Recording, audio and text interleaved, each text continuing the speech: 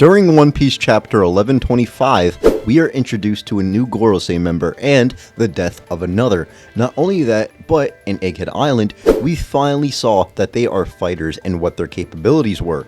There are many ways you can rank these guys, and some spots especially can be flip-flopped. What's up guys, my name is Verdix, and today I'm going to be ranking the Gorosei members from the weakest to the strongest. If you like videos like these, go ahead and hit that sub button. I put out quality content like this weekly, you won't want to miss. But first, do you guys ever go through your wardrobe and realize, damn, I really got no drip? Well, I got you guys with Anime Express. They have tons of amazing hoodies, shirts, pants, and shorts from your favorite series. But that's not it. They have some of the sickest chains and rings in the game to go along with your fit. Personally, I love this Bleach Grimmjow hoodie they got. The quality is amazing and way more than just a print-on picture a lot of these other companies like to put out. On top of this, they have very comfortable prices, so you don't have to spend an unnecessary amount, and if you use code VERDIX10 at checkout, you will get 10% off your order. Link will be in the description. Anime Express, ladies and gentlemen, some of the best quality and prices in the game. Starting off in last place, we have Jupiter, the military god of agriculture. He has an ancient Zoid hybrid form as a sandworm. Now, this guy is straight up the one with the weakest showings to me. His offensive abilities contains of him burrowing through the ground and trying to, I guess, eat his opponents, but like we saw, it is very easily detectable and can have his head sliced off by the giants, again, very easily. Due to him and the rest of the Gorosei having Emu heal them, he is able to regenerate from this. He can also create a vacuum force that has the giants being pulled in, but all that is done to prevent this is Luffy putting a building in his mouth. Even when trying to attack the giant robot, he is stopped with just his hand. His attacks aren't that threatening as they are very easily defended against. He just spams the vacuum force for the rest of the arc and does nothing but force in a few Cypher Pull agents. He isn't fast, nor is he a reactive fighter. I mean, all the attacks tried on him were hit, and he is a very underwhelming fighter and earns my spot as the weakest Gorosei member. Next up in 5th place, we have Mars, the military god of environment, an Itsumade Zoan fruit user. This guy does use Conqueror's Haki and is a very mobile fighter, unlike Jupiter. He also, like the rest, can regenerate because of Emu. He doesn't have many offensive feats like at all in Egghead, and it's honestly very hard to find, but he can shoot blast rays out of his mouth that destroys Vegapunk's lab. He was the only one not to be hit by Joyboy's Conqueror's Haki, as the combined attack from Luffy, Sanji, Frankie, and Bonnie sent him back to Mary Joie. Like I said, he is almost the most featless Gorosei member, but if he shows some more feats over time, he could definitely rise up in the ranks. Now, at 4th place, we have Saint J. Garcia's Saturn, the military god of scientific defense, and the first Gorosei shown to us was the one with the most feats. Now, a lot of people assume he is the weakest Gorosei because of certain feats we will get into in a second, but I don't agree with this. This negativity comes from that he never managed to land any hits in on Luffy, and unlike Kizaru, was trying hard to take down Luffy. He was able to do that Haki blink and hurt Sanji, but it didn't really do much at all. It's unironically his most effective technique, since his stingers, which are his main way of attacking opponents, don't do anything. While yes, he does pierce Vegapunk with them, it isn't what kills him, as it was Kizaru that kills him. On top of this, it isn't any impressive, as Chopper's fur is enough to block it. I mean, if this is all it takes to block his stingers, then imagine what it would be like trying to stab Kaido's Oni Skin or Whitebeard, who tanked multiple attacks. Yeah, it isn't doing a thing. Plus, these stingers can get cut off by Brook of all people. Yeah, like I said, even though they are his main way of attacking enemies, they aren't much effective. However, if they hit either Jupiter or Mars, they will probably be able to do serious damage due to the poison. His only other ability is him being able to spit out bullets that explode, but Luffy just knocks them back, and he could have just avoided them, but he didn't want the giants to get hurt. However, these bullets are kind of underrated and honestly are his strongest move, as Luffy couldn't damage Mercury and even compared his durability to Kaido's. He couldn't destroy Mercury at all, but these bullets, when knocked back and explode, force him to regenerate. To be honest, before doing my research for this video, I was viewing Saturn as the weakest, but if he's able to produce attacks that can destroy a guy apparently harder than Kaido, then I'm pretty sure they would do the same to Mars and Jupiter. As for his speed, I'm going to be very blunt and honest, he is just a standing target. Unlike most of the others, he doesn't move around well, or even a lot for that matter. He can get tagged by most fighters in the One Piece verse and isn't a reactive fighter neither. His main way of battle is poison and stinging his enemies, which like I said earlier, mainly never lands and isn't hard to avoid or even prevent for the matter. But those bullets are very impressive and something you have to watch out for.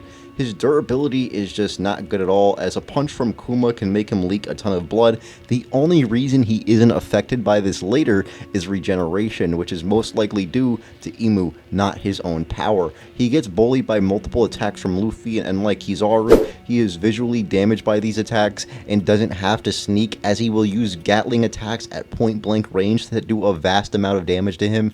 I mean, even Bonnie can do damage to him. Granted though, it is with Luffy's help, but he does still show the best endurance, as he definitely takes the most attacks and fights the most of the Gorosei members throughout Egghead.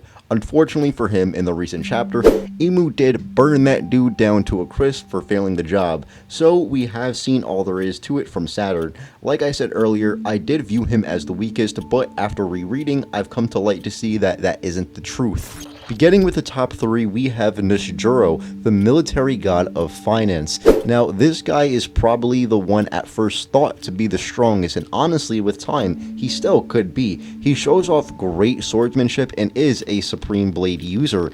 He's able to cut off the top tip of Egghead completely and one-shots the upgraded Pacifista with no difficulty. These slashes would easily slice through Jupiter, considering the giants could, and if Saturn could leak due to punches from Kuma, then he surely will feel damage from Zoro. Mars also, I see no way for him to actually endure any of these attacks by Zoro. His speed is also very impressive, as he speeds through Egghead on his Bakutsa or his Horzoan Devil Fruit. However, he is tagged and caught by both Zoro and Sanji, as Sanji is able to kick him, which does make him leak, mind you. As for his interaction with Zoro, he does go clash with him, where Zoro does send him flying back. In my opinion, Sanji has the better feat here, since if you know me, I don't view clashes in One Piece all too highly.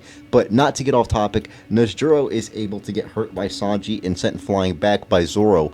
But a negative is the giants can grab him and hold him down for a short time. There is no sure way of telling how much damage he can withstand, as he doesn't take much more damage after this outside of being sent back to Mary Joie by Joy Boy's Haki.